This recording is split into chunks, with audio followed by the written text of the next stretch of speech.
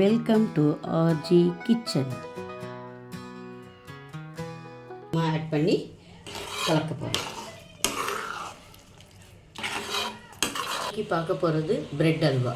அதுக்கு தேவையான பொருட்கள்: பால், சர்க்கரை, முந்திரி, நெய், பாதாம்.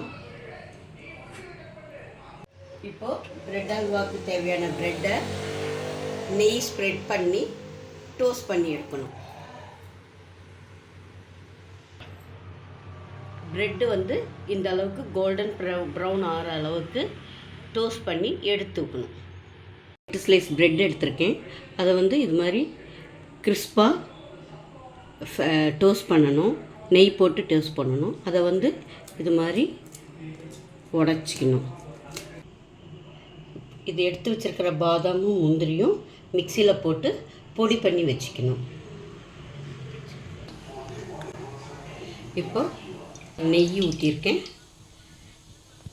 நெய் கரைஞ்சதும் இப்போது 8 ஸ்லைஸ் பிரெட்டுக்கு 1/2 லிட்டர் பால் ஊற்றியிருக்கேன். இது ஒரு கொதி வரணும். இப்போது பால் கொதி வந்துருச்சு. கொதி வந்த பாலில் உடச்சி வச்ச பிரெட்டை கொஞ்சம் கொஞ்சமாக ஆட் பண்ணி கரைக்கணும்.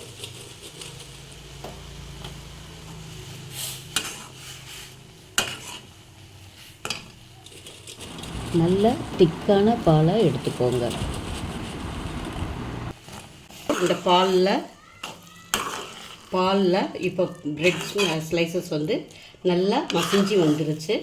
நான் 1/2 லிட்டர் பாலில் கரைச்சிருக்கேன். சில பிரெட்டு கொஞ்சம் பால் சேர்த்து கூட பிடிக்கும். பார்த்து ஆட் பண்ணிக்கணும். இப்போது கரைஞ்சதுக்கப்புறம் இப்போது சர்க்கரை ஆட் பண்ண போகிறேன்.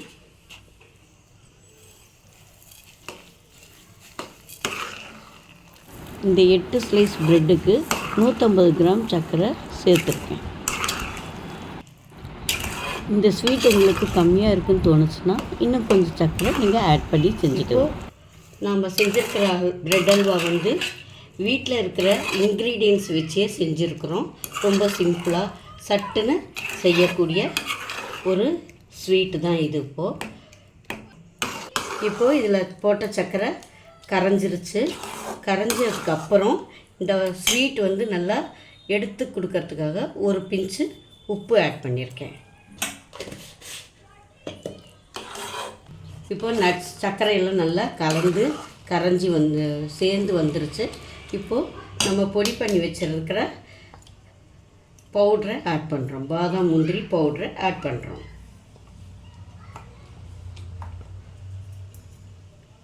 இப்போ இதுக்கு 8 ஸ்லைஸ் பிரெட்டுக்கு 10 பாதாம், ஒரு பிடி முந்திரி போட்டு பொடி செஞ்சேன். அதை இதில் ஆட் பண்ணியிருக்கேன்.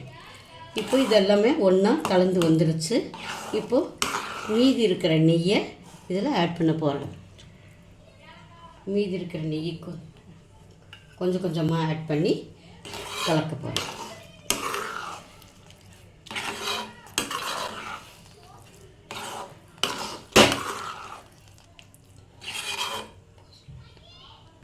பால் சுண்டி பால் கொதி பிரெட்டு போட்டதுலேருந்து கடைசி வரைக்கும் நம்ம அடுப்பை சிம்மில் வச்சு தான் கலக்கணும்.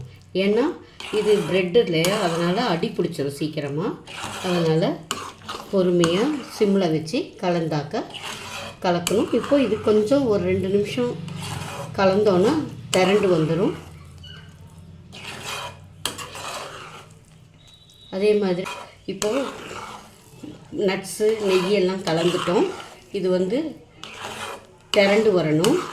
அடுப்பை ஆரம்பத்துலேருந்து சிம்மில் வச்சு தான் செய்யணும். அப்போ தான் இது கருகாமல் டேஸ்ட்டாக நல்லா வரும். அதே போல் இதுக்கு நான் வீட்டில் இருக்கிற பொருள் வச்சு செஞ்சுருக்கேன். டேஸ்ட் ரொம்ப நல்லா இருக்கும். இதுக்கு மில்க் மேடோ, பால்கோவா, பால் பவுடர் எதுவுமே ஆட் பண்ணாமல் செஞ்சாலும் இது ரொம்ப டேஸ்டியாகவும் இருக்கும், ரொம்ப அருமையாகவும் இருக்கும். இது பிரியாணி சாப்பிட்டதுக்கப்புறம் எடுத்துக்கிறதுக்கு ஒரு டெசர்ட்டாக ரொம்ப சூப்பராக இருக்கும். இப்போ பார்த்திங்களா, வடை சட்டியிலேருந்து நல்லா திரண்டு வருது.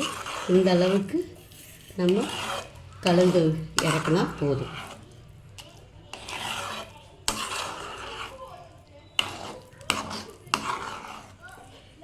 கடைசியாக மீதம் இருக்கிற நெய்யை இதில் ஆட் பண்ணால்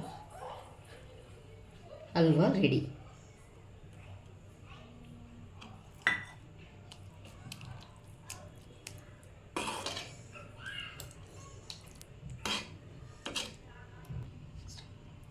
பிரெட் அல்வா சுட சுட ரெடியாக இருக்குது. எல்லோரும் செஞ்சு சாப்பிட்டு என்ஜாய் பண்ணுங்கள். ரொம்ப சூப்பராக இருக்கும். இந்த சூடான பிரெட் அல்வா கூட ஐஸ்கிரீம் வச்சு சாப்பிட்டா அவ்வளோ எம்மியாக இருக்கும்.